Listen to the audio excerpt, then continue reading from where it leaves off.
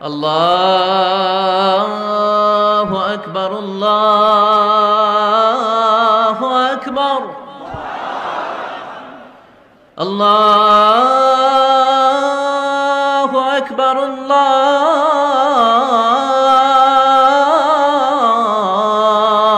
আকবার। তো আবু হুরায়রা রাদিয়াল্লাহু তাআলা আনহু বর্ণনা করেন যে আল্লাহ রাসূল সাল্লাল্লাহু আলাইহি ওয়াসাল্লাম তিনি বলেছেন 7 শ্রেণীর ব্যক্তিকে, 7 ধরনের ব্যক্তিকে আল্লাহ তাআলা কিয়ামতের দিন in the day of judgement তার আরশের নিচে ছায়া দিবেন, যেদিন আল্লাহর আরশের ছায়া ছাড়া আর কোনো ছায়া থাকবে না। এর মধ্যে প্রথম শ্রেণী হচ্ছে ইমামুন আদিল, মানে the just ruler, the just king, ন্যায়পরায়ণ শাসক। প্রথম শ্রেণী হচ্ছে ন্যায়পরায়ণ শাসক বা রাষ্ট্রপ্রধান। 2 নম্বর হচ্ছে ওয়াশাবুন নাশাআ ফি ইবাদাতিল্লাহ, এমন যুবক যে তার যৌবনটাকে আল্লাহর ইবাদতে কাটিয়েছে। 3 নম্বর হচ্ছে ওয়ারাজুলুন কলবুহু মুআল্লাকুন বিল মাসাজিদ, এমন ব্যক্তি যার হৃদয়টা সবসময় মসজিদের সাথে লেগে থাকে, মসজিদের সাথে ঝুলে থাকে। 4 নম্বর হচ্ছে ওয়ারাজুলান তাহাব্বা ফিল্লাহ ইজতামা আলাইহি ওয়া তাফাররাকা আলাইহি, এমন 2 ব্যক্তি যারা একে অপরকে আল্লাহর জন্য ভালোবাসে, পৃথক হলেও আল্লাহর জন্য ভালোবাসাটা বজায় থাকে, একসাথে থাকলেও আল্লাহর জন্য ভালোবাসাটা বজায় থাকে। 5 নম্বরে হচ্ছে এমন ব্যক্তি দাআতহুম ইমরাআতুন যাতু মানসিবিন ওয়া জামাল, এমন ব্যক্তি যাকে সম্ভ্রান্ত বংশের খুব সুন্দরী রূপসী ভেরি বিউটিফুল লেডি একজন নারী তাকে পাপ কাজের জন্য আহ্বান করেছে, কিন্তু সেই পাপ কাজে সাড়া না দিয়ে প্রত্যাখ্যান করে বলেছে ইন্নী আখাফুল্লাহ, আমি এই কাজ করতে পারবো না, কারণ আমি ভয় পাই একজনকে, তিনি কে? আমি আল্লাহকে ভয় পাই। 6 নম্বর হচ্ছে ওয়ারাজুলুন তাসাদ্দাকা বিসাদাকা ফাআখফাহা হাত্তা লা তা'লামা শিমালুহু মা তুনফিকু ইয়ামিনুহু, এমন ব্যক্তি যে গোপনে দান করে, এত গোপনে দান করে যে তার ডান হাত কি দান করে তার বাঁ হাত টের পায় না। সুবহানাল্লাহি ওয়া বিহামদিহি। 7 নম্বরে হচ্ছে ওয়ারাজুলুন যাকারাল্লাহা খালিয়ান ফাফাদাত আইনা, 7 নম্বর ব্যক্তি হচ্ছে এমন ব্যক্তি যে একা একা আল্লাহকে স্মরণ করে চোখের পানি ছাড়ে, আল্লাহকে স্মরণ করে, আল্লাহর জিকির করে, আল্লাহর ভয়ে তার অশ্রুসিক্ত হয়, তার চোখ বেয়ে দাঁড় দাঁড় করে পানি নামে। এই 7 শ্রেণীর ব্যক্তিকে আল্লাহ তাআলা আরশের নিচে ছায়া দিবেন, যেদিন কোনো ছায়া থাকবে না। এই হচ্ছে হাদিসের সরল বঙ্গানুবাদ। হাদিসটি সহিহ বুখারীতে এসেছে। হাদিসের টেক্সট থেকে পরে যে সহজ সরল বঙ্গানুবাদ করলাম, এটা আপনাদের মোটামুটি বুঝে আসছে না? বুঝে এসেছে। এরপরে ব্যাখ্যা করলে আরো ভালো বুঝতে পারবেন। এই হাদিসটির বর্ণনাকারী হচ্ছে আবু হুরায়রা রাদিয়াল্লাহু তাআলা। আবু হুরায়রা রাদিয়াল্লাহু তাআলা নাম শুনেছেন আপনারা? আল্লাহ রাসূল সাল্লাল্লাহু আলাইহি ওয়াসাল্লাম একজন বিখ্যাত সাহাবী। ওনার নাম কিন্তু আবু হুরায়রা না, ওনার নাম হচ্ছে আব্দুর রহমান। আবু হুরায়রা রাদিয়াল্লাহু তাআলা আনহুর আসল নাম কি? সবাই বলতে হবে, আব্দুর রহমান। তো উনি আবু হুরায়রা হলেন কি করে? হিজরাতুন মানে বিড়াল, আর হুরায়রা মানে ছোট্ট বিড়াল। তো উনি বিড়াল পালতেন, বিড়াল নিয়ে দুষ্টামি করতেন। আমাদের অনেকে শখ আছে, ঘরে আমরা বিড়াল পালি। তো উনি একবার ঢোলা জামা, জুব্বার আস্তিনের মধ্যে বিড়াল নিয়ে রাসূল সাল্লাল্লাহু আলাইহি ওয়াসাল্লামের কাছে আসছেন। আল্লাহ রাসূল দেখলেন যে আবু হুরায়রা বিড়াল নিয়ে দুষ্টামি করতেছে। তো আল্লাহ রাসূল সাল্লাল্লাহু আলাইহি ওয়াসাল্লাম রসিকতা করে মজা করে ডাক দিলেন, ইয়া আবা হুরায়রা, এই বিড়ালের বাবা। আসলে নাম কি ছিল? আব্দুর রহমান। টাকা দরকার ছিল ইয়া আব্দুর রহমান। এটা না ডেকে রাসূল সাল্লাল্লাহু আলাইহি ওয়াসাল্লাম মজা করে বললেন, ইয়া আবা হুরায়রা, হে বিড়ালের বাবা। তো রাসূল সাল্লাল্লাহু আলাইহি ওয়াসাল্লাম কিন্তু এরকম মজা প্রায় করতেন, প্রায় সাহাবাদের মধ্যে তিনি মজা করতেন, রসিকতা করতেন। তবে এটা হালাল রসিকতা ছিল, হালাল এন্টারটেইনমেন্ট। রাসূল সাল্লাল্লাহু আলাইহি ওয়াসাল্লাম একটু রসিকতা করে বললেন, ইয়া আবা হুরায়রা, হে বিড়ালের বাবা। তখন থেকে আবু হুরায়রা রাদিয়াল্লাহু তাআলা আনহুকে সবাই আব্দুর রহমান না বলে বিড়ালের বাবা বলে ডাকতে শুরু করলো। সুবহানাল্লাহ। এবং উনি নিজেও এটা নিজের জন্য পছন্দ করলেন, বিড়ালের বাবা। তো ওনার নাম হচ্ছে বেসিক্যালি আব্দুর রহমান, কিন্তু যেহেতু বিড়াল নিয়ে দুষ্টামি করতেন এবং রাসূল সাল্লাল্লাহু আলাইহি ওয়াসাল্লাম একবার যখন হে বিড়ালের বাবা বলে ডাক দিলেন, তারপর থেকে উনি কি হয়ে গেলেন? আবু হুরায়রা। উনি এই হাদিসটি বর্ণনা করেছেন, উনি নিজে শুনেছেন রাসূল সাল্লাল্লাহু আলাইহি ওয়াসাল্লামের কাছ থেকে এই হাদিসটি। উনি সর্বাধিক হাদিস বর্ণনাকারী সাহাবী, উনার চেয়ে বেশি হাদিস কোন সাহাবী বর্ণনা করেননি। 5374টি হাদিস বর্ণনা করেছেন। মসজিদে নববীর পাশে একটা বারান্দা আছে, এটাকে বলে সুফা। এই বারান্দায় যে সাহাবারা থেকে থেকে পড়াশোনা করতো ওনাদেরকে বলা হতো আহলে সুফা। আবু হুরায়রা রাদিয়াল্লাহু তাআলা আনহু এই আহলে সুফার সদস্য ছিলেন। উনি বলতেন যে আমাদের অনেক সাহাবারা ব্যবসা করতো, কেউ এটা করতো সেটা করতো, আমি কিছুই করতাম না। আমার শুধু খাওয়ার ব্যবস্থাটা হইলেই আমি রাসূল সাল্লাল্লাহু আলাইহি ওয়াসাল্লামের সাথে থাকতাম, সারাদিন থাকতাম, আর উনি যাই বলতো আমি এটা মানুষের কাছে বর্ণনা করে পৌঁছে দিতাম। সুবহানাল্লাহ। এজন্যই উনি এত হাদিস বর্ণনা করেছেন। শুরুতে উনি এত হাদিস বর্ণনা করতে পারতেন না। উনি একবার বললেন, ইয়া রাসূলুল্লাহ সাল্লাল্লাহু আলাইহি সাল্লাম, আসমা'ু মিনকা হাদিসান কাসীরান, আমি তো আপনার কাছ থেকে অনেক হাদিস শুনি, ফালা আহফাজ, কিন্তু এগুলো আমার মনে থাকে না, কি করব? আল্লাহ রাসূল সাল্লাল্লাহু আলাইহি ওয়াসাল্লাম বললেন, উবসুত রিদাক, তুমি তোমার চাদরটা বিছিয়ে দাও। আবু হুরায়রা রাদিয়াল্লাহু তাআলা আনহু চাদর বিছিয়ে দিলেন। রাসূল সাল্লাল্লাহু আলাইহি ওয়াসাল্লাম ওই চাদরের মধ্যে এরকম হাত বুলিয়ে দিলেন, বললেন এবার এটা গায়ে দাও। এটা গায়ে দেওয়ার পর থেকে উনি বললেন, এরপর থেকে জীবনে যত হাদিস শুনেছি আল্লাহ রাসূল সাল্লাল্লাহু আলাইহি ওয়াসাল্লামের মুখ থেকে একটাও ভুলি নাই, একটাও ভুলিনি। রাসূল সাল্লাল্লাহু আলাইহি ওয়াসাল্লামের দোয়ার বরকত, রাসূল সাল্লাল্লাহু আলাইহি ওয়াসাল্লামের দোয়ার বরকতটা এরকম ছিল, উনি যদি কোনো লোনা পানির কুয়ার মধ্যে অজু করে কুলির পানি ফেলতেন, ওইটা মুহূর্তের মধ্যে মিঠা পানির কুয়া হয়ে যেত। গাছের মধ্যে ফল ধরে না, রাসূল সাল্লাল্লাহু আলাইহি ওয়াসাল্লাম টাচ করলে এর পরের বছর ফল হতে হতে একেবারে সয়লাভ। আনাস রাদিয়াল্লাহু তাআলা আনহুর জন্য একবার দোয়া করে দিয়েছিলেন, আল্লাহ তাকে সন্তান বেশি দাও, তাকে সম্পদ বেশি দাও। তো সন্তানের দোয়া এত কাজে লাগছে, ওনার সব মিলে 82 জন সন্তান ছিল, 80 জন ছেলে 2 জন মেয়ে। আর উনি বলতেন যে আমার এমন খেজুরের বাগান ছিল, মদিনার সবার খেজুরের বাগান বছরে খেজুর দিত একবার, আমার খেজুরের বাগানে বছরে খেজুর হতো 2 বার।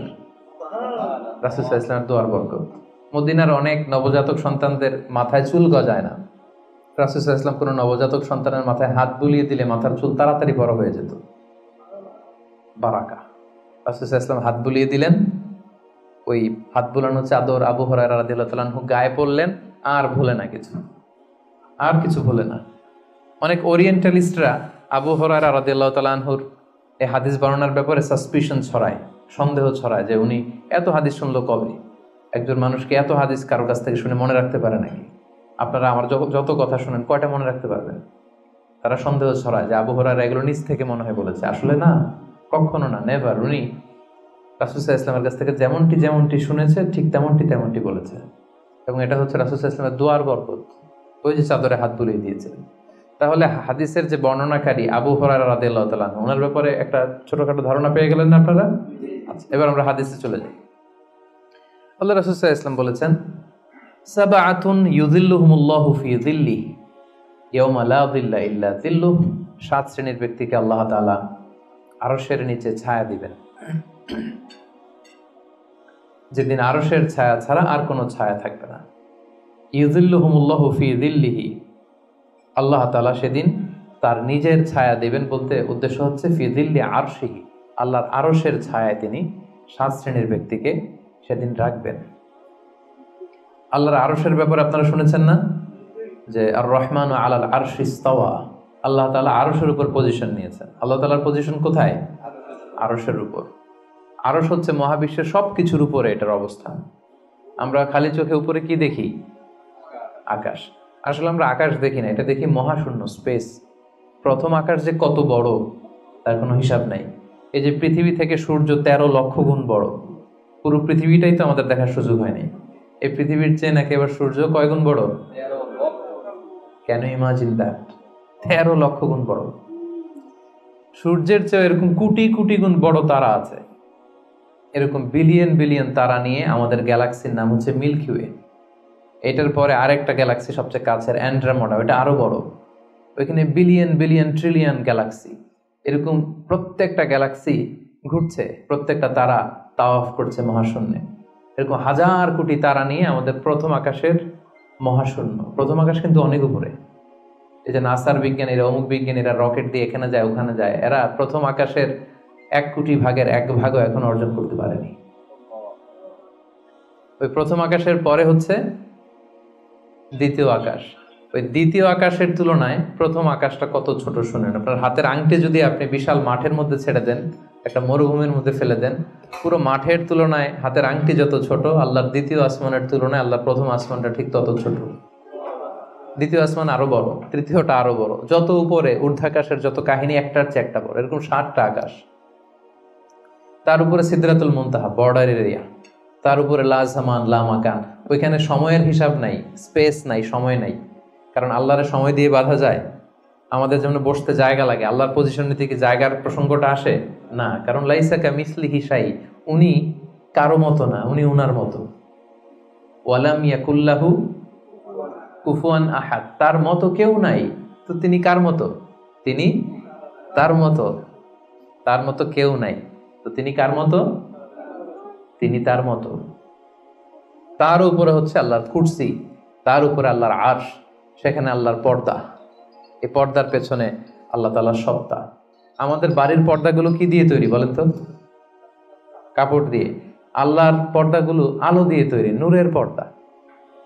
পর্দাটাই আলো। এজন্য সাহাবারা জিজ্ঞেস করেছিলেন, ইয়া রাসূলুল্লাহ হাল রাআইতা রাব্বাক, আপনি কি মেরাজের রাতে আপনার রবকে দেখেছিলেন? রাসূল সাল্লাল্লাহু আলাইহি ওয়াসাল্লাম বলেছিলেন, নূরুন আন্না আরাহু, উনি তো নূর, আলোর পর্দা, চোখ ঝলসে যাওয়ার মতো অবস্থা, আমি কিভাবে দেখবো? তার মানে সরাসরি দেখেননি। আল্লাহ তাআলার সাথে সিক্রেট মিটিং হয়েছিল, কনভারসেশন হয়েছিল, কথাবার্তা হয়েছিল। তার উপরে হচ্ছে আরশ, ওই আরশের ছায়ার নিচে কিয়ামতের ময়দানে আল্লাহ তাআলা 7 শ্রেণীর ব্যক্তিকে স্থান দিবেন। কয় শ্রেণীর? 7 শ্রেণীর ব্যক্তিকে স্থান দিবেন, যে দিনটা হবে 50 আলফা সানাহ মিম্মা তা'উদ্দুন, 50,000 বছরের সমান একটা দিন, কিয়ামতের দিন। 50,000 বছর। মানুষগুলো সব হয়রান হয়ে যাবে। ইউহশারুন নাসু ইয়াউমাল কিয়ামাতি হুফাতান উরাতান মুশাতান গুরলা। রাসূল সাল্লাল্লাহু আলাইহি ওয়াসাল্লাম বললেন, প্রতিটি মানুষ হুফাত, কারো পায়ে জুতা নেই। আমাদের প্রত্যেকের জুতা আছে না আজকে? সেদিন জুতা থাকবে না। উরাতান, নেকেট, উলঙ্গ, গাড়ি নাই, কিছু নাই, ঘোড়া নাই, গুরলা, জন্মদিনের পোশাকে সবাই পাগলের মতো। আম্মা জান আয়েশা বলেন, ইয়া রাসূল, এটা কেমন কথা? কারো গায়ে যদি ড্রেস না থাকে তো সবাই লজ্জা পাবে না? একে অন্যকে দেখে হাসাহাসি করবে না?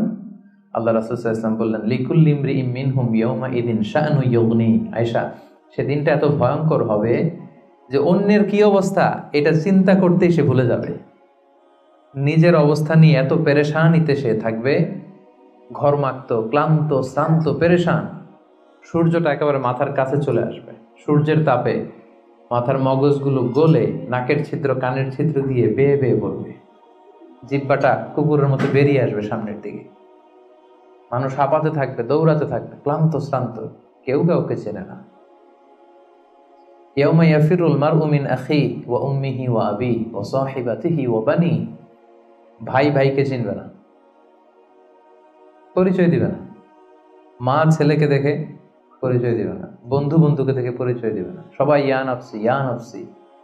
ওই ভয়ঙ্কর দিনে আল্লাহ তাআলা 7 শ্রেণীর লোককে তার আরশের নিচে ছায়া দিবেন। আমরা কি চাই না যে আমরা ওই 7 শ্রেণীর অন্তর্ভুক্ত হই? আমরা আল্লাহ তাআলার কাছে কামনা করি আমরাও যেন সেই 7 শ্রেণীর অন্তর্ভুক্ত হয়ে সে ভয়ঙ্কর দিনে আল্লাহ তাআলার আরশের নিচে ছায়া পেতে পারি। আরো জোরে আমরা সবাই পড়ি আমিন। ওই 7 শ্রেণীর ব্যক্তিদের মধ্যে প্রথম শ্রেণী হচ্ছে ইমামুন আদিল, ন্যায়পরায়ণ শাসক, the just ruler, the just king. যেই বাদশাহ, যেই শাসক, যেই কিং তার প্রজাদের প্রতি ন্যায়পরায়ণ ভাবে বিচার করে, ইকুয়ালি ট্রিট করে সবাইকে, কারোর উপর জুলুম করে না। কারণ আল্লাহ তাআলা জুলুম পছন্দ করেন না। আল্লাহ কি কারোর উপর জুলুম করেন? কিয়ামতের দিনের বিচারে তিনি কারোর উপর জুলুম করবেন? আল্লাহ তাআলা বলেন, ইন্নী হারামতু যুলমা আলা নাফসি, আমি আমার উপর জুলুমকে হারাম করেছি, ফালা তাযালামু, তাই তোমরাও তোমাদের উপর জুলুম করো না, খবরদার। আর যুলমু যুলুমাতুন ইয়াউমাল কিয়ামা, যারা এই পৃথিবীর বুকে কারো উপর জুলুম করবে, এই জুলুমটা জুলুমাত হয়ে, অন্ধকার হয়ে তার কাঁধে চেপে বসবে কিয়ামতের দিন। সো আল্লাহ তাআলা প্রথম 7 জনের মধ্যে সর্বপ্রথম যাকে আরশের নিচে ছায়া দিবেন তিনি হচ্ছেন ইমামুন আদিল, just king, the just ruler, ন্যায়পরায়ণ শাসক, যারা আদালতের সাথে কাজ করে। ইন্নাল্লাহা ইয়া'মুরুকুম বিল আদলি ওয়াল ইহসান, আল্লাহ তাআলা এই আদালতের ব্যাপারে, জাস্টিসের ব্যাপারে সবসময় তিনি আদেশ করেন। জাস্টিস ভায়োলেট হয়, ন্যায়পরায়ণতা, ইনসাফ, এটা ভায়োলেট হয়, এটা আল্লাহ তাআলা কখনো চান না। যারা বিচার করার সময় ন্যায় বিচার করে, উভয় পক্ষের কথা শুনে, যারা রায় দেওয়ার সময় ন্যায়সঙ্গতভাবে রায় দেয়, যারা জনগণের ট্রিট করার সময় সঠিকভাবে ট্রিট করে, সেই ধরনের রাজা যারা, সেই ধরনের কিং যারা, রুলার যারা, তারা সেদিন স্থান পাবে। এটা শুধু আল্লাহর কাছেই না, তারা যারা জাস্ট রুলার তাদেরকে দুনিয়ার মানুষরাও পছন্দ করে না অনেক। উদাহরণস্বরূপ বলছি, ফর এন এক্সাম্পল, এই যে রেসেপ তাইয়েব এরদোগান, জাস্ট উদাহরণ, আরো অনেক ভালো ভালো রুলার আছে, আপনারা আরো ভালো বলতে পারবেন। তো এই যে তুরস্কের রেসেপ তাইয়েব এরদোয়ান, মুসলিম বিশ্বের বিভিন্ন ইস্যু নিয়ে উনি খুব কনসার্নড, চমৎকার চমৎকার উদ্যোগ নিচ্ছে। এটা আমাদের খুব ভালো লাগে না? আমাদেরকে অনুপ্রাণিত করে, আমাদেরকে উজ্জীবিত করে।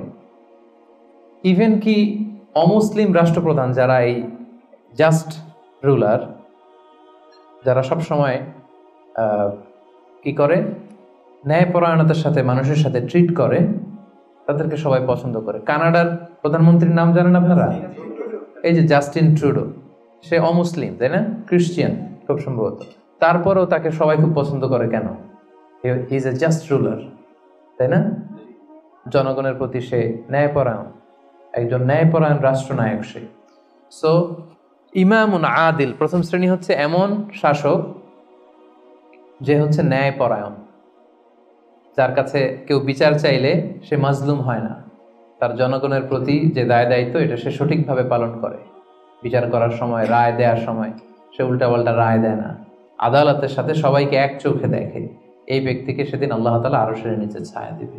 এই পয়েন্টটা সবার কাছে ক্লিয়ার না? আচ্ছা, ইমামুন আদিল।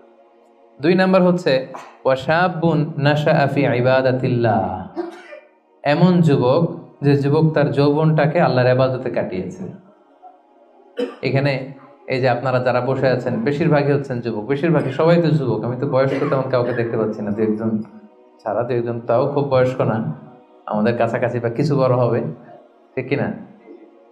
সাধারণত যুবক ধরা হয় কোন বয়স থেকে কোন বয়সে? লেটস সে 20 থেকে 40, তাই না? 20 থেকে 40, এই 20 বছরের সময়টা হচ্ছে একেবারে জীবনের সবচাইতে মাহেন্দ্রক্ষণ। এত শক্তি, সম্ভাবনা, টকবগে যুবক, যুবকদের মধ্যে আল্লাহ অনেক প্রাণ শক্তি দিয়েছে। এরা বিপ্লব ঘটায় ফেলতে পারে, এরা সময়ের গতিস্রোতকে পাল্টে দেয়, সাগরের স্রোতকে উল্টে দেয়, এরা বিপ্লব করে ফেলে, ইতিহাস রচনা করে, ঠিক কিনা? এই যুবক তার যৌবনের মোক্ষম সময়টা অন্যায় করে কাটায় না, আজে বাজে কাজ করে কাটায় না, জুলুম করে কাটায় না, দুর্নীতি করে কাটায় না, টেন্ডারবাজি, চাঁদাবাজি, মিথ্যা, খারাপ কাজ, কোন এই ধরনের কাজের সাথে নিজেকে জড়িত রাখে না, বরং নাশা ফি ইবাদাতিল্লাহ, আল্লাহর ইবাদতে সে তার জীবনটাকে কাটায়। এজন্য যৌবনের এই সময়টা প্রিয় ভাইরা অনেক দামি, এটা বেশি দিন থাকবে না। রং ধরা যৌবন জং ধরে নাই, শেষ। এ দেখতে দেখতে ছোট্ট কিশোর হয়ে পৃথিবীতে এসেছিলেন, শিশু ছিলেন, কিশোর, তারপর এখন যুবক, কিছুদিন পরে বিয়ে করে থাকলে দেখবেন যে আল্লাহ ঘরে মেহমান পাঠিয়ে দিলে বাবা হয়ে গেছেন। কিছুদিন পরে মেয়েটারে বিয়ে দিলে এরপর কি হয়ে যাবেন? শ্বশুর হয়ে যাবেন, এরপরে নানা হয়ে যাবেন, দাদা হয়ে যাবেন। এই তো জীবন, this is the circle of life. রং ধরা যৌবন জং ধরে শেষ, এটা থাকে না খুব বেশি দিন। এই জন্য এই যৌবনের এই সময়টাকে যারা আল্লাহর ইবাদতে তারা কাটিয়েছে, তাদেরকে আল্লাহ তাআলা আরশের নিচে ছায়া দিবেন। নাশা ফি ইবাদাতিল্লাহ। এবং যৌবনের ইবাদতকে আল্লাহ তাআলা খুব বেশি পছন্দ করে। ইবাদতটা অনেক ব্রড সেন্সে যদি আপনি চিন্তা করেন, অনেকে মনে করে যে শুধু নামাজ পড়া, শুধু রোজা রাখা, শুধু জিকির করা এটাই ইবাদত। আসলে ব্যাপারটা কিন্তু এমন নয়। মানব কল্যাণে আপনি যাই করেন, আল্লাহ তাআলার আদেশ পালনে আপনি যাই করেন, সবটাই ইবাদত, ঠিক কিনা? আপনি যদি রক্ত দেন, মুমূর্ষু রোগীকে বাঁচাতে রক্তের প্রয়োজন হয় না? আপনি যদি তাকে বাঁচাতে রক্ত দেন, এটাও ইবাদত। আপনি পরিবেশকে সুন্দর রাখার জন্য গাছ লাগালেন, এটাও ইবাদত। আপনি একজন মানুষ বিপদে পড়েছে, he doesn't know what to do, আপনি তাকে কনসালটেশন করলেন, কিছু সুন্দর পরামর্শ দিলেন, গাইড করলেন যে এইটা ভুল, এইভাবে করো, এই যে আপনি টাইম ব্যয় করলেন, কনসালটেশন দিলেন, এটা ইবাদত। অনেকে মনে করে যে শুধু তাসবিহ, জিকির, কোরআন তেলাওয়াত এগুলোই মনে হয় ইবাদত। না, যে পথেই আল্লাহর সন্তুষ্টি, যে কাজ করলে আল্লাহ তাআলা সন্তুষ্ট হন, এই সবগুলো কাজই কিন্তু ইবাদত। তাই যৌবনের এই মোক্ষম সময়টাতে আল্লাহ তাআলার ইবাদত করে আমাদেরকে কাটাতে হবে। আমা খালাকতুল জিন্না ওয়াল ইনসা ইল্লা লিয়াবুদুন, আমি মানব জাতি আর জিন জাতিকে কেবলই সৃষ্টি করেছি আমার ইবাদতের জন্য। এজন্য এই বয়সের, আপনাদের এই বয়সের অফিসে খুব ব্যস্ততা, এখানে খুব ব্যস্ততা, এরপরেও যে একটু কষ্ট করে নামাজটা পড়েন, এরপরেও যে জামাতে আসেন, এরপরেও আপনি সুন্নাহ মোতাবেক চলতে যাচ্ছেন, দাঁড়িয়ে রাখছেন, এটা অনেক বড় ইবাদত। এটা আল্লাহ তাআলার কাছে অনেক বেশি প্রিয়। বৃদ্ধ বয়সের আবাদতের চেয়ে যৌবনের আবাদত আল্লাহর কাছে অনেক বেশি প্রিয়। এর কারণ হচ্ছে বৃদ্ধ বয়সে আবাদত ছাড়া করবেটা কি? আবাদত ছাড়ার তো সময়ই কাটে না, কারণ ঘরে এর কথা শোনার কেউ নাই, কেউ সময় দেয় না, রাতে ঘুম আসে না, 3টার দিকে ঘুম ভেঙে যায়। বাংলাদেশের কথা যদি বলি, দেখবেন যে মুরব্বীরা 3টা 4টার পরে নাকি ওনাদের ঘুমিয়ে আসে না। তো অজু করে ইমাম সাহেবের 1 ঘন্টা আগে আসে মসজিদে ফজর পড়তে। ইমাম সাহেব দেরি করলো কেন, মুয়াজ্জিন দেরি করলো কেন, ওনারা এটা বলে, কারণ ওই যে ঘুম আসে না, কি করবে? তো তখন তার আবাদত করা ছাড়া সময়ই কাটে না। ওই আবাদত আল্লাহর কাছে ততটা প্রিয় নয় যতটা প্রিয় হচ্ছে একজন যুবকের আবাদত, ঠিক কিনা? আপনি যৌবন কালে যদি আল্লাহ তাআলা দাসত্ব করতে পারেন, আবাদত করতে পারেন, আপনার বার্ধক্যে উপনীত হওয়ার পরে আবাদত করতে না পারলে আল্লাহ তাআলা আবাদত দিয়ে আপনার আমলনামা পূর্ণ করে দিবে। পূর্ণ করে দেবে। আপনি ফজরের সময় উঠতে পারতেছেন না, কোমরে ব্যথা, ডায়াবেটিস ইত্যাদি ইত্যাদি, আল্লাহ বলবে যুবক অবস্থায় কি করেছিল ওইটা দেখো, ওই সময় যা করছে ওইটা লিখে দাও। এই জন্য আল্লাহ রাসূল সাল্লাল্লাহু আলাইহি ওয়াসাল্লাম বলেছেন যে এই যৌবনটারে কাজে লাগাও। আল্লাহ রাসূল সাল্লাল্লাহু আলাইহি ওয়াসাল্লাম বলেছেন 5টা বিষয় আসার আগে 5টা জিনিসকে কাজে লাগাও। তার মধ্যে একটা হচ্ছে শাবাবাকা ক্বাবলা হারামিক, বার্ধক্য আসার আগে যৌবনকে কাজে লাগাও। সিহহাতাকা ক্বাবলা মারাদিক, অসুস্থতা আসার আগে সুস্থতাকে কাজে লাগাও। গিনাকা ক্বাবলা ফাকরিক, গরিব হয়ে যাওয়ার আগে তোমার ধনাঢ্যতাকে কাজে লাগাও। ফারাগাকা ক্বাবলা শুগলিক, ব্যস্ত হয়ে যাওয়ার আগে অবসরটারে কাজে লাগাও। হায়াতাকা ক্বাবলা মাউতিক, মৃত্যু আসার আগে জীবনটারে কাজে লাগাও। এই জন্য যৌবনটাকে যেন আমরা কাজে লাগাই প্রিয় ভাইরা। এবং কিয়ামতের ময়দানে 5টা প্রশ্ন করা হবে, এই 5টা প্রশ্নের উত্তর না দিয়ে কোনো বনি আদম পাই নাড়াতে পারবে না, পা নাড়াতে পারবে না। এর মধ্যে প্রথম প্রশ্ন আন হায়াতিহি ফিমা আফনা, তার জীবনটা সে কোন কাজে লাগিয়েছে। ও আন শাবাবিহি ফিমা আবলা, জীবনের মধ্যে যে যৌবন ছিল ওই সময় কি করছে। তো সে কি ইসলামের বিরুদ্ধে তার কাজ করেছে? হারাম কাজগুলোতে সময় ব্যয় করেছে? হারাম ব্যবসা করেছে? হারামের সাথে সম্পৃক্ত ছিল? ইসলাম বিরোধী গোষ্ঠীর সাথে সম্পৃক্ত ছিল? আপনাকে জিজ্ঞেস করা হবে যে এই যৌবনের সময়টা আপনি কি কাজে লাগিয়েছেন, নাকি ইসলামের পক্ষে ছিল, যা করেছে ইসলামের পক্ষে কাজে লেগেছে। সম্পদ কোত্থেকে উপার্জন করেছে, কোথায় ব্যয় করেছে, যতটুকু জেনেছে ততটুকু মেনেছে কিনা। এই 5টা প্রশ্নের উত্তর দেওয়ার আগে বনি আদম কিয়ামতের ময়দানে পাই নাড়াতে পারবে না। এই জন্য দ্বিতীয় শ্রেণী হচ্ছে ওয়াশাবুন নাশাআ ফি ইবাদাতিল্লাহ, এমন যুবক যে তার যৌবনকে আল্লাহর ইবাদতে কাজে লাগিয়েছে। এজন্য যৌবনটাকে যেন আমরা কাজে লাগাই। মনে থাকবে সবার? সবাই কিন্তু আপনারা যুবক, এই সময়টা পাবো না, আমরা মিস করবো কিছুদিন পরে। এই যে কুচকুচে কালো দাড়ি, আপনার কি মনে হয় আজীবনে কালোই থাকবে? তাহলে আমাদের দাদার গুলা সাদা করলো কে? নানার গুলা সাদা করলো কে? ওই বয়সে যাওয়ার পরে এই কুচকুচে দাড়ি, কালো চুল, এগুলো কি হয়ে যাবে? সাদা হয়ে যাবে। এটাই জীবন। সো সময়টাকে যেন আমরা কাজে লাগাই। আমরা যেন অন টাইমে জামাতের সাথে সালাদগুলো যেন আদায় করি, কোনো হারাম কাজের সাথে যেন আমরা সম্পৃক্ত না হই। খুব হিসেব করে করে আমাদের এই যৌবনের চমৎকার সময়টা যেন আমরা কাজে লাগাই। মনে থাকবে তো ইনশাআল্লাহ? 3 নাম্বার হচ্ছে ওয়ারাজুলুন কলবুহু মুআল্লাকুন বিল মাসাজিদ, এমন ব্যক্তি যার হৃদয়টা সবসময় মসজিদের সাথে ঝুলে থাকে, মসজিদের সাথে সবসময় লেগে থাকে, মসজিদের সাথে সম্পৃক্ত। মসজিদ ছাড়া আর কিছু ভালো লাগে না, এরকম কিছু টাইপ লোক আছে না? মসজিদ থেকে নামাজ পড়ে চলে আসছে বাসায়, কিন্তু মন পড়ে আছে কই? মসজিদে। আমাদের অনেকের যায় মসজিদে কিন্তু মন থাকে কই? বাড়িতে। উল্টা হয়ে যায় আর কি, উল্টা যেন না হয়। অনেকে দেখবেন যে জোহরের নামাজ পড়ে বাসায় আসছে, বাট মনটা পড়ে আছে মসজিদে। এই 3 নাম্বার ব্যক্তি হচ্ছে রাজুলুন কলবুহু মুআল্লাকুন বিল মাসাজিদ। 3 নাম্বার ওই ব্যক্তিকে আল্লাহ আরশের নিচে জায়গা দিবে যার হৃদয়টা মসজিদের সাথে লেগে থাকে। আর মসজিদ খুব ভালো লাগে। জোহর পরে বাসায় আসে কিন্তু মনটা পড়ে থাকে মসজিদে, ভাবে যে আসরটা পড়তে কখন যাব। আবার আসরের সময় যে যখন বের হয় মনে মনে ভাবে মাগরিবের সময় আমি কই থাকবো, আশেপাশে সূরাও থাকবে কিনা, মসজিদের জায়গা থাকবে কিনা, নামাজটা জামাতে হবে কিনা, একটা টেনশন, একটা পেরেশানি। সবসময় মসজিদের দিকে মনটা লেগে থাকে সব সময়। এই ধরনের লোককে আল্লাহ তাআলা সেদিন তার আরশের নিচে ছায়া দিবেন। একটা হাদিস আল্লাহ রাসূল সাল্লাল্লাহু আলাইহি ওয়াসাল্লাম বলেছেন যে মান গাদা ইলাল মসজিদি আও রাহা আ'আদাল্লাহু লাহু নুজুলান ফিল জান্নাতি কুল্লামা গাদা আও রাহা। সকাল সন্ধ্যা যে ব্যক্তি সবসময় মসজিদে যায় যতবার সে মসজিদে যাবে ততবার আল্লাহ তাআলা জান্নাতের মধ্যে তার জন্য স্পেশাল একটা অ্যাপার্টমেন্ট তৈরি করবেন, স্পেশাল একটা বাঙ্কুয়েট হল তৈরি করবেন। এই যে এরকম বাঙ্কুয়েট হল, যেখানে তার হসপিটালিটি, তাকে আপ্যায়নের জন্য ফেরেশতারা বসে থাকবে। আল্লাহু আকবার।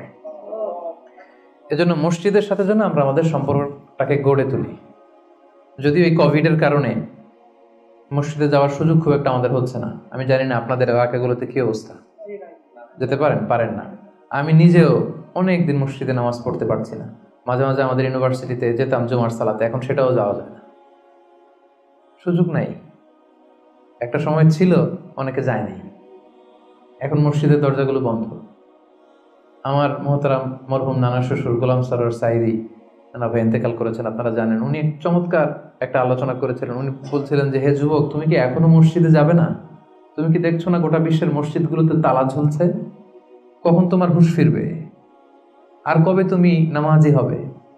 এখন তো তুমি চাইলেও যেতে পারবে না, এখন তো চাইলেও যেতে পারছি না, ঠিক কিনা? একটা সময় যাই নাই, অনেকেই যায় নাই। এখন মন চাচ্ছে মসজিদে যে নামাজ পড়বো, তারপরও যাওয়ার সুযোগ নাই। এই যে মালয়েশিয়াতে প্রায় 1 বছর ধরে আমরা মসজিদে রেগুলারলি যেতে পারছি না। কিছুদিন অবস্থা ভালো হলে খুলে দেয়, তারপরে আবার লকডাউন, আবার এমসিও, মুভমেন্ট কন্ট্রোল অ্যাক্ট। তো চাইলেও কিন্তু আমরা যেতে পারবো না। এবং এই পরিস্থিতি থেকে আসলে উত্তরণ হবে কিনা আমাদের কোনো গ্যারান্টি আছে?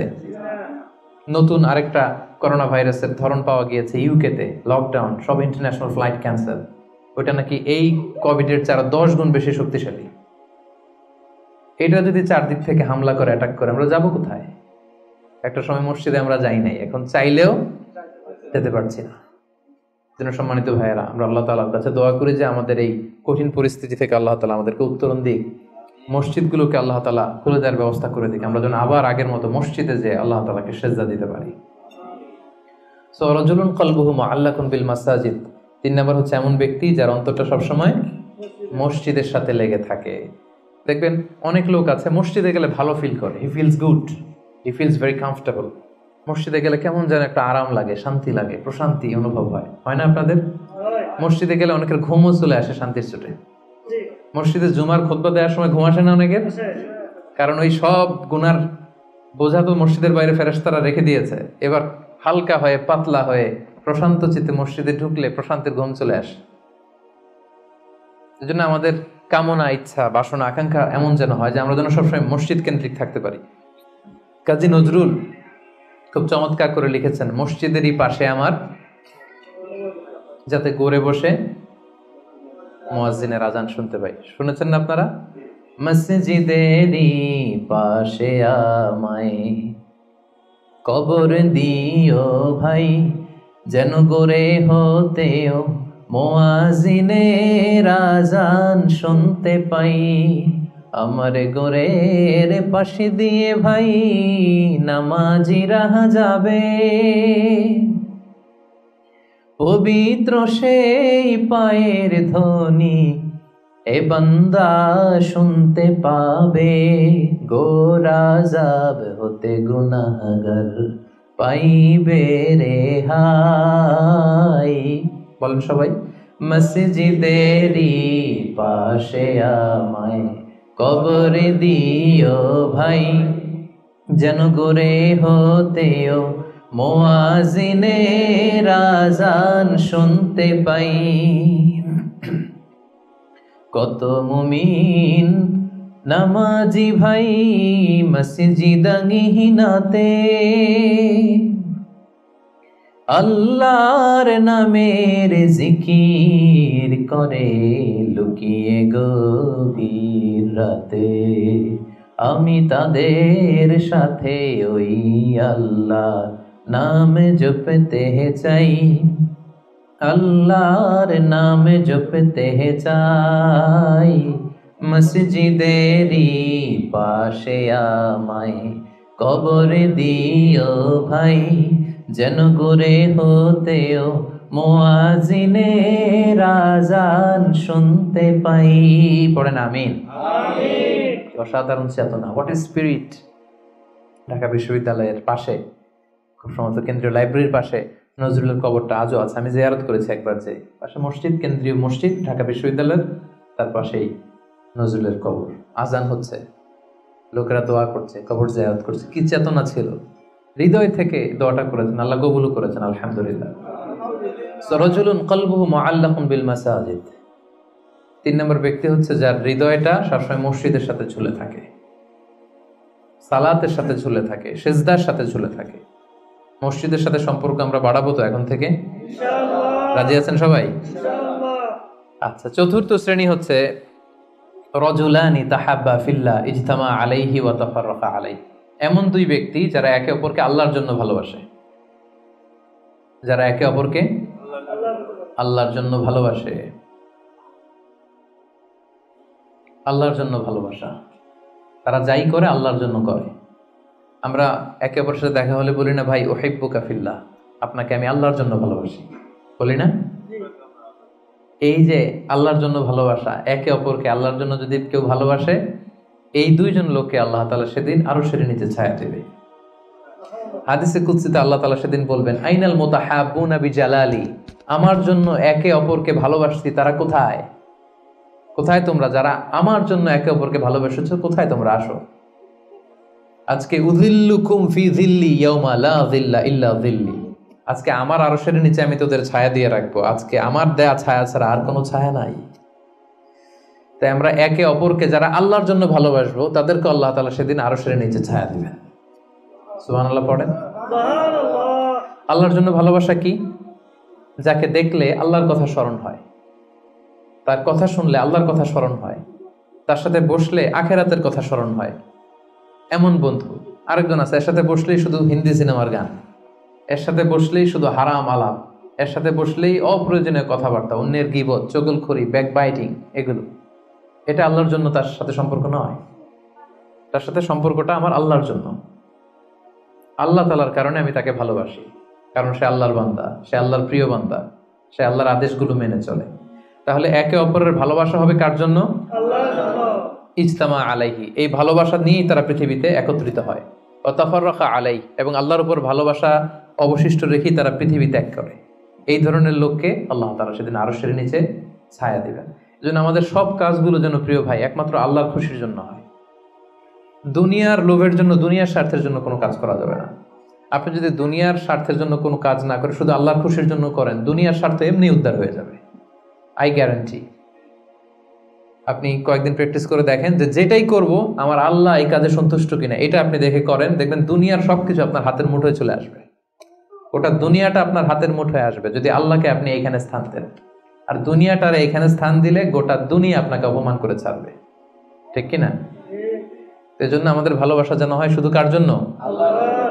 আল্লাহ রাসূল সাল্লাল্লাহু আলাইহি ওয়াসাল্লামকে আল্লাহ তাআলা আদেশ করেছেন, হে নবী আপনি বলে দেন, কুল ইন্না সলাতি ওয়া নুসুকি ওয়া মাহইয়ায়া ওয়া মামাতি লিল্লাহি রাব্বিল আলামিন। হে নবী আপনি বলে দিন, আমার সালাত, আমার যাকাত, আমার রোজা, আমার হজ সবকিছু একজনের জন্য, তিনি কে? আল্লাহ।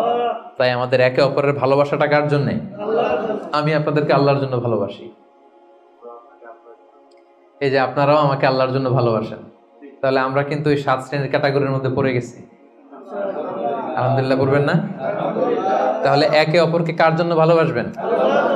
দুনিয়ার স্বার্থে? No, never. একজনের খুশির জন্য, তিনি কে?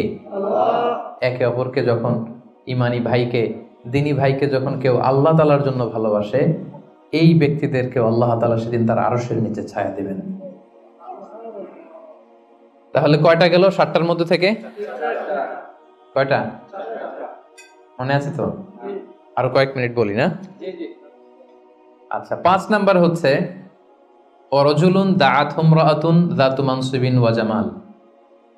এমন লোক, দাআতহু ইমরাআতুন যাতু মানসিবিন ওয়া জামাল, এমন ব্যক্তি যাকে কোনো সম্ভ্রান্ত, ডিগনিফাইড এন্ড প্রেস্টিজিয়াস ফ্যামিলির খুব দেখতে সুন্দর, গর্জিয়াস, বিউটিফুল কোনো লেডি তাকে পাপ কাজের জন্য আহ্বান করলো, বিবাহ বহির্ভূত সম্পর্কের জন্য, দৈহিক সম্পর্কের জন্য আহ্বান করল, এবং সে চাইলেই এই অশ্লীল কাজে, এই ব্যভিচারে, এই পাপ কাজে জড়িত হয়ে যেতে পারত, কিন্তু সে সেটা করেনি, সুযোগ পেয়েও এই কাজ করেনি, বরং সে সাহসিকতার সাথে বলেছে, ইন্নী আখাফুল্লাহ, আমার পক্ষে এই প্রপোজাল, এই প্রস্তাব মেনে নেওয়া সম্ভব নয়, কারণ আমি একজনকে ভয় করি, তিনি কে?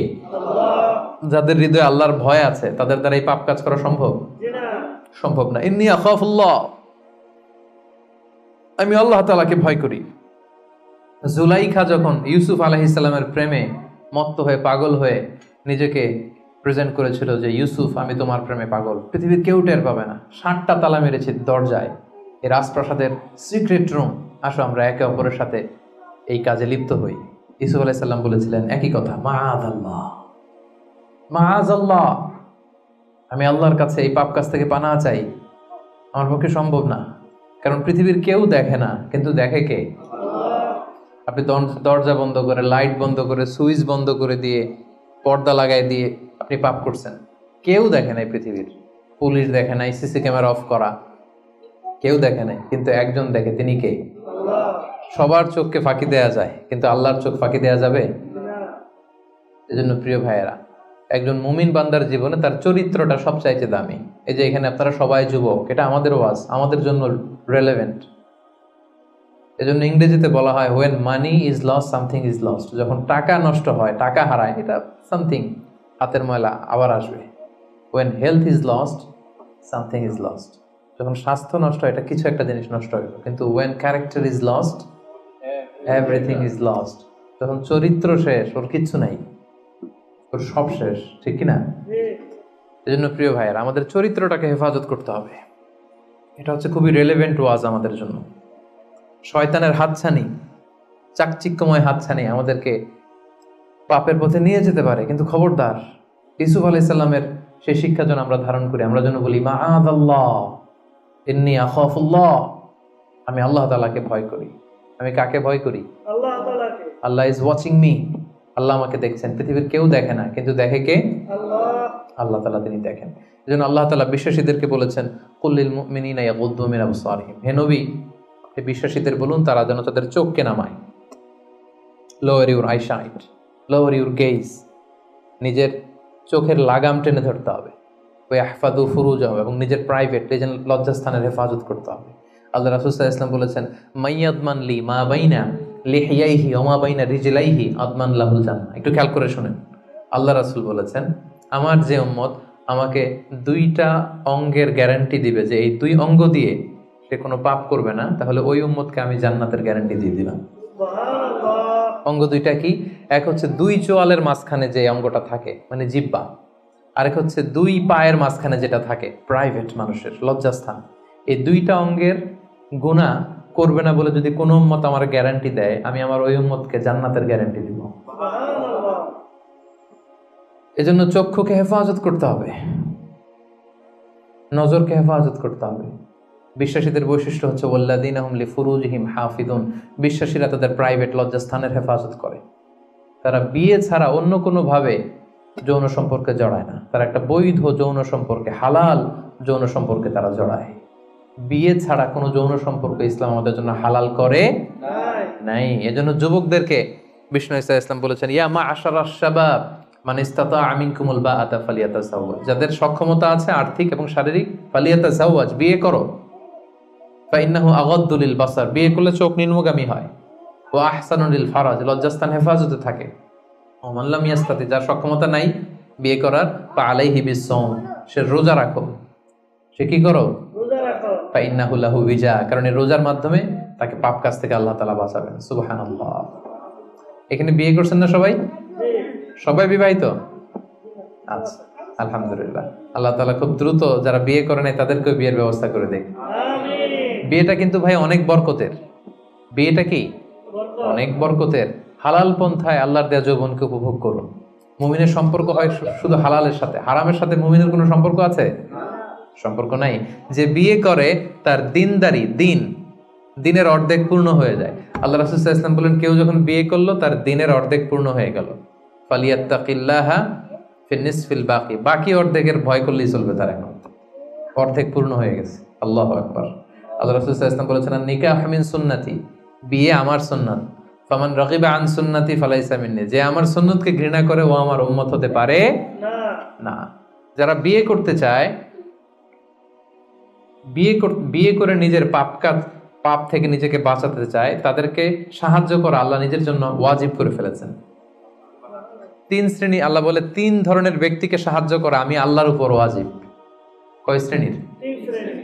এর মধ্যে এক শ্রেণীর হচ্ছে যে বিয়ে করতে চায়, আর নাকি আল্লাযী ইউরিদুল আফাফ, পুত পবিত্র থাকতে যে, চরিত্র বাঁচাতে যে বিয়ে করতে চায়, টাকা নাই, সমস্যা এটা সেটা, কিন্তু খুব চাচ্ছে বিয়ে করতে, আল্লাহ বলে ওই যুবককে হেল্প করা আমি আল্লাহর জন্য ওয়াজিব হয়ে গিয়েছে। অনেকে বিয়ে করে না এই জন্য যে আগে ধনী হয়ে নেই, টাকা পয়সা কিছু হোক এরপরে বিয়ে করবো, কিন্তু ইসলামের সিস্টেম হচ্ছে আগে বিয়ে করো, এরপরে আমি আল্লাহ তোমার ধনী বানাই দেবো। ধনী বানায় দেয় কে? তো আপনি আল্লাহর সিস্টেমে চলবেন না আপনার সিস্টেমে?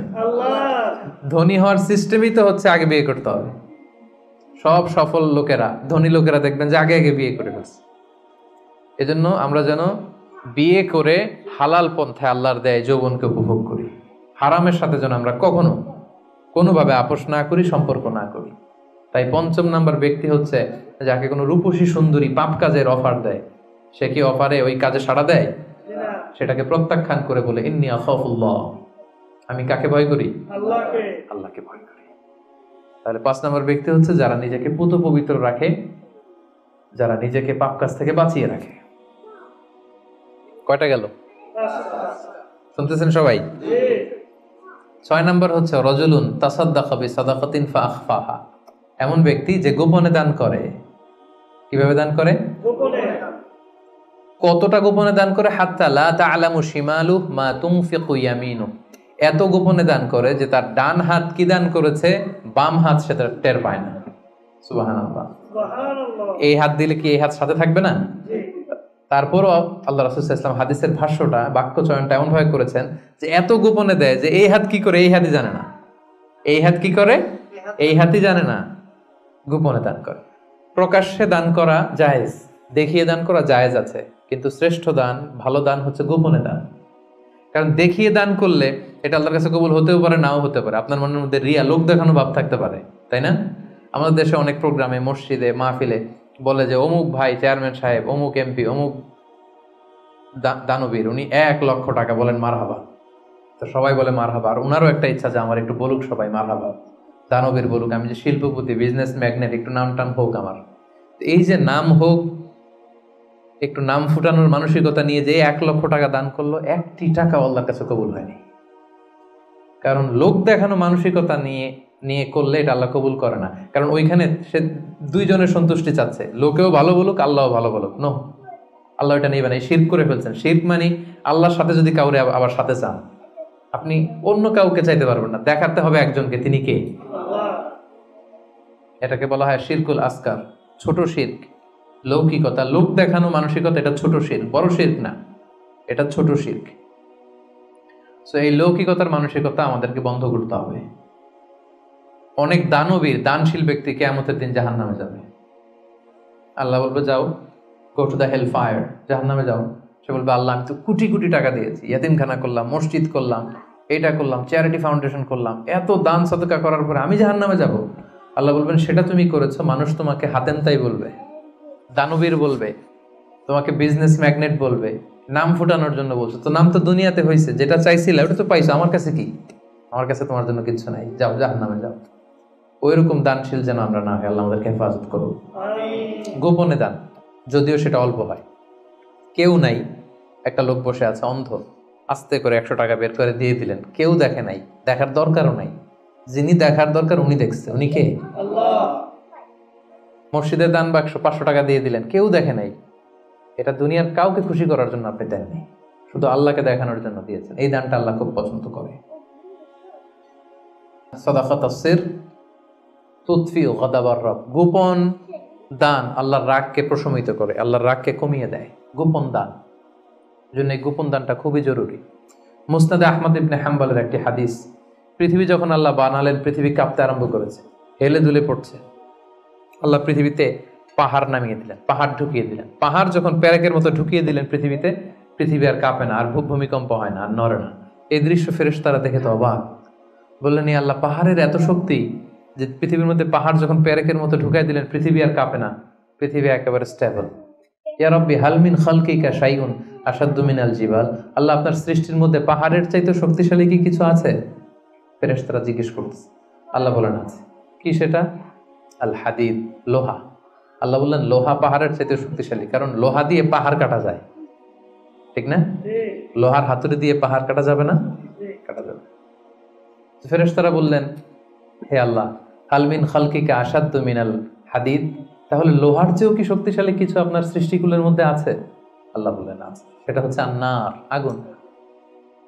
কারণ আগুনের মধ্যে লোহা ঢেলে দিলে লোহা গলে যায়, তাইলে লোহা শক্তিশালী নাকি আগুন? শক্তিশালী। ফেরেশতারা আবার আশ্চর্য হয়ে বলল, হে রব্বি হালমিন খালকিকা শাইউন আসাদ্দু মিনান নার, আল্লাহ আগুনের চাইতেও শক্তিশালী কিছু আছে? আলমা, পানি। আল্লাহ বললেন পানি আরো শক্তিশালী, কারণ আগুন দাউ দাউ করে জ্বলে, ওখানে পানি দিলে কি হয়? আগুন থপ করে নিভে যায়। ফেরেশতারা আবার অবাক হচ্ছে, বললেন ইয়া রব্বি হালমিন খালকিকা শাইউন আসাদ্দু আলাল মা, পানির চাইতেও শক্তিশালী কি কিছু আছে আপনার সৃষ্টির মধ্যে? আল্লাহ বললেন আছে। আর রিহ, বাতাস, কারণ বাতাসের ধাক্কায় পানি একদিক থেকে আরেক জায়গায় যায়। জলের মধ্যে যখন বাতাসের উচ্ছ্বাস হয়, জলোচ্ছ্বাস তৈরি হয়, তাহলে বাতাস আরো শক্তিশালী। ফেরেশতারা বললেন ইয়া রাব্বি হাল মিন খালকিকা আশাদ্দু মিনার রিহ, আল্লাহ বাতাসের চাইতেও কি কোনো শক্তিশালী কিছু এই মহাবিশ্বে আছে? আল্লাহ বললেন আছে। সেটা কে? বনি আদম। এমন বনি আদম যে গোপনে দান করে, এমন বনি আদম যে সিক্রেটলি চ্যারিটি করে, মানুষকে দেখাতে যায়, আস্তে করে 2 টাকা, আস্তে করে 10 টাকা, আস্তে করে 50 টাকা, আস্তে করে 1 লক্ষ টাকার চেক পাঠায় দিল একটা এতিমখানায়, কেউ দেখে নাই, দেখাইতেও চায় না উনি। এই লোকটা ওই বাতাসের চাইতে বেশি শক্তিশালী। আল্লাহু আকবার। তাহলে গোপন দান আল্লাহর কাছে এত প্রিয়, যারা গোপনে দান করে তাদেরকে আল্লাহ তাআলা সেদিন আরশের নিচে ছায়া দিবেন। সুবহানাল্লাহ। এজন্য প্রিয় ভাইরা, আমাদের প্রত্যেকের কিছু গোপন আমলের দরকার আছে। গোপন, এটা কাউরে দেখানোর দরকার নেই, সবকিছু মানুষকে দেখাতে হয় না, সবকিছু ছবি তুলে ফেসবুকে দিতে হয় না। কিছু পার্সোনাল জিনিস থাকা লাগে, পার্সোনাল একটা area, personal space, personal life, personal charity, personal good deeds, এটা লাগবে আপনার। এটা আল্লাহ তাআলা বেশি পছন্দ করেন। হাল্লাকা সিররুন ইনদাল্লাহ বাইনাকা আনতা ওয়া বাইনাল্লাহ, এমন কোন গোপন জিনিস তোমার আর তোমার রবের মাঝে আছে যেটা তোমার রব ছাড়া কেউ জানে না? হাল্লাকা সিররুন ইনদাল্লাহ বাইনাকা আনতা ওয়া বাইনাল্লাহ, হাল্লাকা সাদাকাতুন তাখফা লা ইয়ালামুহা ইল্লাল্লাহ, হাল্লাকা সিররুন ইনদাল্লাহ বাইনাকা আনতা ওয়া বাইনাল্লাহ, হাল্লাকা সাদাকাতুন তাখফা লা ইয়ালামুহা ইল্লাল্লাহ। সুবহানাল্লাহ। তোমার আর তোমার রবের মাঝে এরকম গোপন কোনো ডিলিংস আছে যেটা কেউ জানে না? জীবনে কখনো গোপন দান করছো যেটা কেউ দেখেনি? ওইটাই কাজে লাগবে। এজন্য ষষ্ঠ শ্রেণী হচ্ছে ওই ব্যক্তি যে গোপনে দান করে, সিক্রেট চ্যারিটি করে। গোপনে দান করতে রাজি আছেন তো সবাই? নট নেসেসারি যে খুব বিগ অ্যামাউন্ট লাগবে। 1 রিঙ্গিট, কয় রিঙ্গিট? ওইটারে আল্লাহ পেলে পুষে উহুদ পাহাড়ের সমান উঁচু করে আপনার আমল নামায় ঢুকাই দিবে। কটা গেল? 7 নাম্বার হচ্ছে রাজুলুন যাকারাল্লাহ খালিয়ান ফাফাদাত আইনা, যে ব্যক্তি গোপনে আল্লাহর জিকির করে, আল্লাহকে স্মরণ করে আর চোখের পানি ছাড়ে। কি ছাড়ে? চোখের পানি ছাড়ে। আমাদের তো চোখের পানি নামে না।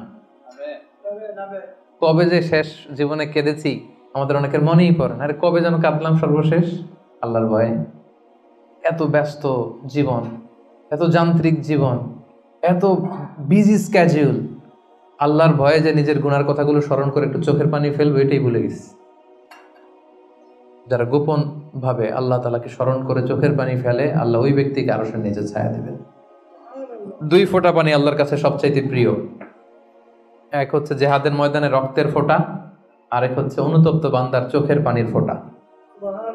জাহান্নামের আগুন কি দুনিয়ার আগুনের মতো? অনেক শক্তিশালী। পৃথিবীর কোনো কিছু এটাকে নিভাতে পারে না, কিছু না। শুধু পারে একটা জিনিস, সেটা হচ্ছে চোখের পানি। সেটা কি? চোখের পানি শুধু জাহান্নামের আগুনকে নেভাতে পারে।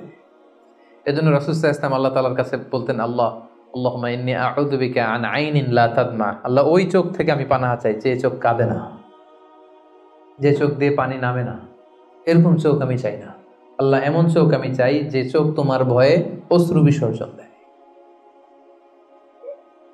তাহলে সর্বশেষ শ্রেণী হচ্ছে যে ব্যক্তি গোপনে আল্লাহরে ডাকে আর আল্লাহর ভয়ে চোখের পানি ছাড়ে।